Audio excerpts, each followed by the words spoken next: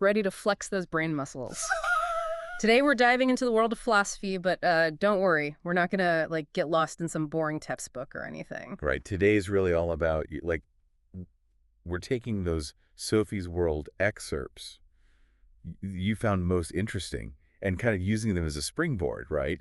To Yeah. uncover those philosophical ideas that really connect with you. Yeah, it's like we're building a custom-made philosophy 101 just for you, right here. And you know me, I always love a good starting point, and you mark this passage about what philosophy is and why it should matter to, everyone, right? Even if you're not some philosophy whiz. Yeah, and I think what's really cool is that you were drawn to that idea of philosophy as a way to sort of almost like reawaken that sense of wonder that we kind of lose track of, Mm-hmm. as we grow up. Mm-hmm. Remember that analogy in the book about the rabbit being pulled from a hat?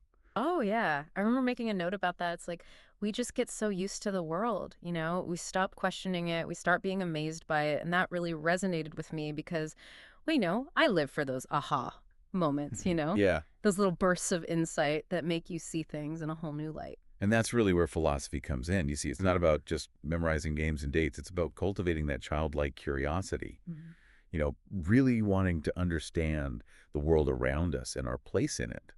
And, Socrates said that the unexamined life is not worth living. Well, okay, so let's unpack this a bit. So we all start out with that innate curiosity, right? But somewhere along the line life happens and we get so caught up in the day-to-day, And we just stop asking those big why questions.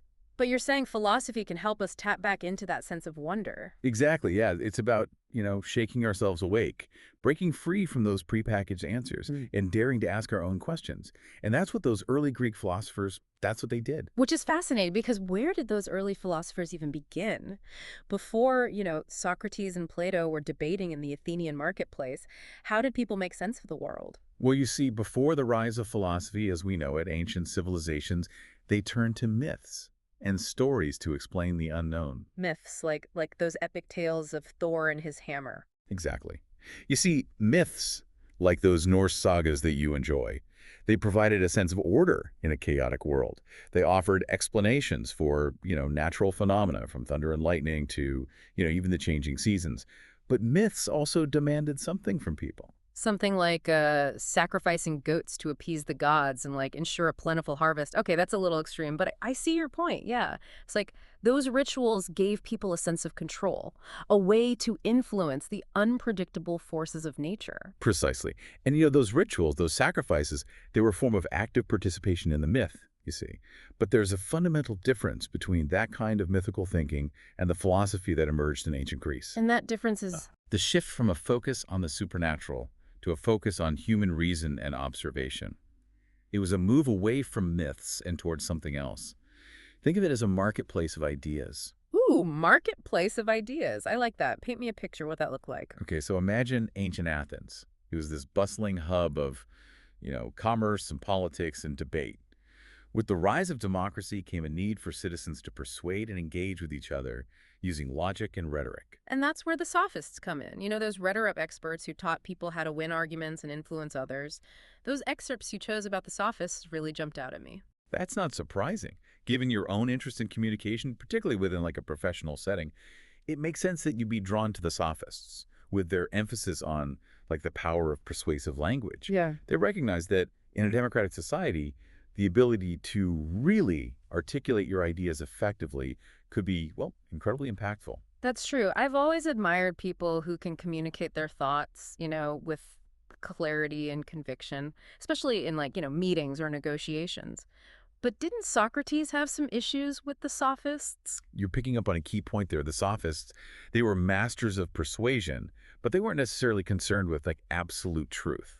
And that's a key distinction when it comes to Socrates. He believed truth existed.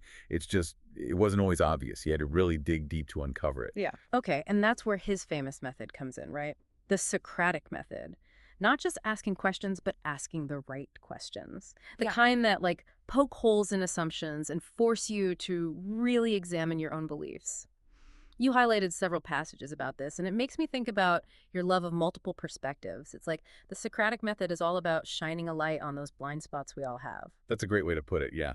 Socrates wasn't interested in winning arguments. He was interested in uncovering the truth, even if it meant dismantling his own preconceived notions.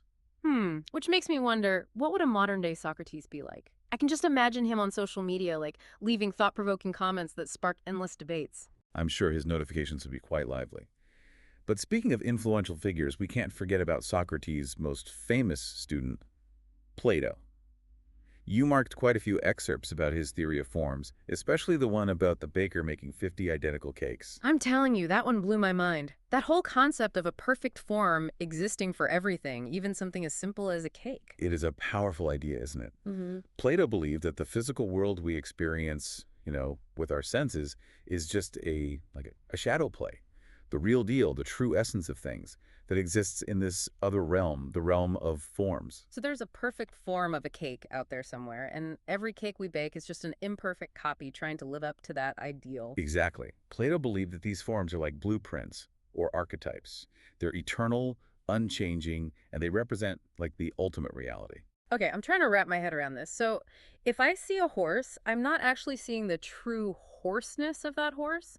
I'm just seeing a pale imitation of the perfect form of horse that exists somewhere beyond our physical reality. You're getting it. Yeah. And this ties into another excerpt you highlighted, the one about the divided deck of cards. Oh, yes. Where most people are stuck in their ways, like those cards divided into, red and black suits. But true philosophers, they're the wild cards. Always questioning, always searching for deeper meaning. That's a great connection. Plato believed that philosophers were those rare individuals who could see past the illusions of the physical world and catch glimpses of those eternal forms. And this makes me think about how much our own perceptions are shaped by our experiences, our biases, even our senses. It's like we're all looking at the world through our own uniquely tinted glasses. Which is precisely why Plato emphasized the importance of reason and critical thinking. He believed that by training our minds, we could transcend those limitations and access a higher truth. But not everyone agreed with Plato, right? Didn't his own student, Aristotle, have a different take on things? You mark several passages where he challenges Plato's ideas. You're right. Aristotle, while deeply influenced by Plato, was also a keen observer of the natural world. And this led him to develop a very different philosophical framework. You were particularly drawn to Aristotle's view that the form of a horse doesn't exist in some separate realm, but within each horse itself. Yes, it's like he's saying the horseness is in the horse, not floating around in some abstract dimension. It's a much more grounded, practical perspective, wouldn't you say? Absolutely. Aristotle emphasized the importance of empirical observation, of studying the world around us to uncover its secrets. He wasn't looking for truth in some, ethereal realm. He was finding it right here, right now, in the tangible details of everyday life. Which is interesting because it aligns more with the way science is done today, right? Scientists observe, they collect data, they test hypotheses. It's about what you can observe and measure, not just what you can imagine. Exactly. Aristotle's emphasis on empirical evidence laid the groundwork for the scientific method centuries later. He was a philosopher who wasn't afraid to, get his hands dirty, so to speak. He was fascinated by the natural world in all its messy complexity. It's like that hidden message you found inside the banana peel in the book. Just as there are hidden layers of meaning waiting to be uncovered if we pay close enough attention, Aristotle found profound truths by closely examining the world around us. That's a brilliant connection. It reminds us that sometimes the most profound discoveries are hidden in plain sight, waiting for us to slow down, pay attention, and ask the right questions. But we have to remember, even brilliant minds like Aristotle's can be influenced by the prevailing views of their time. And those views aren't always accurate or just. You're talking about his views on women, right? I know that passage gave me pause. It's a reminder that even the most brilliant minds can be limited by the prejudices of their time. Exactly. It's a cautionary tale, reminding us that progress isn't always linear. We have to be willing to challenge assumptions, even those held by the most revered figures in history. So we've journeyed from myths to the marketplace of ideas, from Socrates' challenging questions to Plato's mind-bending forms, and then to Aristotle, who brought us back down to earth with his emphasis on observation and the natural world. And this, my friend, is where our journey takes another fascinating turn. Are you ready to explore more philosophical landscapes? Oh, absolutely. Lead the way. Okay, so we're picking up our philosophical exploration with like a whirlwind tour through centuries of thought, and it's all inspired by those aha moments you found in the excerpts. All right, fasten your seatbelts because our first stop takes us to the Renaissance, a time of rediscovering classical knowledge and really embracing human potential. And that reminds me, you were really drawn to that powerful quote from Ficino, "Know thyself, O divine lineage, clothed in human form." It's like humanity was waking up to its own incredible potential after centuries of, well, not. Yeah. It really is a perfect encapsulation of that Renaissance spirit. And it wasn't just about rediscovering ancient wisdom. It was about challenging old assumptions. Think about Copernicus, who dared to place the sun, not the earth, at the center of the universe. Talk about a mind-blowing shift in perspective. Imagine how unsettling, even exhilarating, to realize that everything you thought you knew about the cosmos was like completely upside down. And for our listener, if there's ever been a moment where your world shifted on its axis, that feeling of questioning everything, that's like a little taste of the Renaissance right there. It's a powerful analogy. And this questioning spirit, this drive to investigate and explore, it led directly to the scientific revolution. It wasn't enough to just accept what previous thinkers had said, people like Galileo. They wanted to see for themselves, to test and experiment. You even highlighted his experiments with the inclined plane, which I have to admit, not the most thrilling topic at first glance. I mean, inclined planes, they don't exactly scream excitement. Right. Right.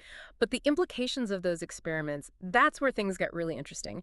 Galileo was challenging centuries of accepted wisdom about motion, about gravity, showing that sometimes, to get to the truth, you have to get your hands dirty, literally. Yeah. And that hands-on approach, that willingness to test, to observe, it's at the very heart of the scientific revolution. It's about trusting your own observations, your own experiments, even if they challenge the status quo. And that thirst for knowledge, that commitment to reason, to individual rights, it carries right into the Enlightenment. And speaking of challenging the status quo, you pointed out Olympe de Gouges, a remarkable figure who, like, championed women's rights during the French Revolution. It makes you think even in this so-called age of reason, basic rights weren't always a given. Sometimes you had to fight for them, demand them, make your voice heard. It's a powerful reminder that progress is rarely a straight line. It takes courage, persistence, and often the willingness to challenge these deeply ingrained societal norms. It's like we keep seeing those wild cards from Plato's deck pop up throughout history, individuals who dare to question the rules of the game, push boundaries, fight for a better, more just world. Absolutely. And as we move from the Enlightenment to Romanticism, we see another shift, a reaction against the, at times cold, overly rational approach to the world. You were really captivated by the symbol of the blue flower. Well, I Remember it? still find that image so evocative, you know? The blue flower, a symbol of longing, of yearning for something beyond just the everyday. It speaks to that part of us that seeks transcendence, right? That searches for meaning and beauty in a sometimes chaotic world. Yeah, and it reminds us that there's more to life than just logic and reason alone. Emotion, intuition, imagination, these are all vital parts of the human experience, and Romanticism embraced them fully. And in a way, that search for meaning, that existential questioning, it brings us right to the doorstep of, well, existentialism, right? And this is where your personal connection to the material really shines through, you know. You highlighted that passage about feeling like a small part of a ball rolling without knowing where it came from. Yeah, and it's a feeling that many existentialist philosophers, they grappled with. That sense of being thrown into existence without a clear purpose, without a predetermined path. It's both terrifying and liberating, isn't it? It forces us to confront the reality that we are responsible for creating our own meaning, our own purpose in life. Precisely. Existentialism, it doesn't offer easy answers, but it empowers us to embrace our freedoms, Hmm. to make choices that align with our values, and to live authentically, in a world that often feels absurd. And speaking of finding meaning in a seemingly indifferent universe, you were really moved by that quote about the starry heavens and the moral law within. It really seemed to have struck a chord. It did, it really did. And maybe it's because it speaks to the incredible duality of our existence. On the one hand, we're just these tiny specks in this vast, awe-inspiring universe. Mm. But on the other hand, we carry within us this profound capacity for moral reasoning, this ability to choose right from wrong, to act with compassion and purpose. It's a reminder that even though we might not have all the answers, even though the universe might not offer any guarantees, we still have the power to choose how we move through the world, what kind of impact we want to have. It's like that line from Sartre, life is what we make it, and it is up to us to give it meaning. It's a powerful call to action for anyone seeking to live a more deliberate, purposeful life. Wow. We've covered so much ground in this deep dive, from the myths of ancient Greece to like the existential anxieties of modern times. It's like we've taken a whirlwind tour through the history of human thought, and it was all sparked by those like key excerpts that resonated with you. And the most exciting part is, this is just the beginning. There are countless other philosophical paths to explore, new ideas to grapple with, fresh perspectives that can, like, enrich our understanding of ourselves and the world around us. It's true. It's like we've opened the door to this vast library of knowledge, and every book, every page, it holds the potential to spark new insights, new questions, a deeper understanding of what it means to be human. So, to our listener, keep that sense of wonder alive, keep questioning, keep exploring. Who knows what incredible discoveries await you on your philosophical journey? Happy exploring. And until next time, keep diving deep.